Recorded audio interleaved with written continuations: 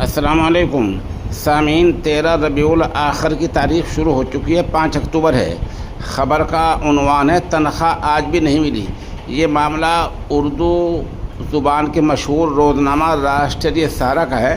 اس کے ملازمین کو تنخواہ نہیں ملی ہے، جس وجہ سے ہمارا ماننا ہے کہ غالباً دہلی ایڈیشن اخبار صبح بھی نہیں آ رہا ہے۔ یہ ملازمین ایک دو نہیں، 2-4 نہیں، یہ درجنوں ملازم ہیں جن کو کئی مہینے سے تنخواہیں نہیں ملی ہیں۔ تو میں یہ عرض کر رہا تھا کہ اخبار ڈوبا کیوں؟ دراصل اس کے ایڈیٹروں نے جو چالیں چلی ہیں اور جس طرح ظلم اور ستم کیے ہیں، ان کی وجہ سے یہ اللہ کی طرف سے ایسا ہوا کہ اخبار ڈوبتا جا رہا ہے۔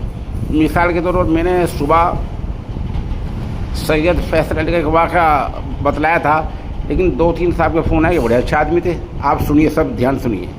سید فیصل علی نے اپنے دور میں اخبار کے تمام نمائندوں کو بلایا دفتر میں، کہا تمہیں تحریری امتحان دینا ہوگا، تمہاری ترقی ہو جائے گی، تنخواہ بڑھ جائے گی اور میں سب کی تنخواہ بڑھاؤں گا۔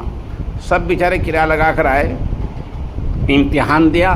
آج تک یعنی ان کے بھاگنے تک دفتر سے کسی ایک آدمی کا 1 روپیہ بھی نہیں بڑھا۔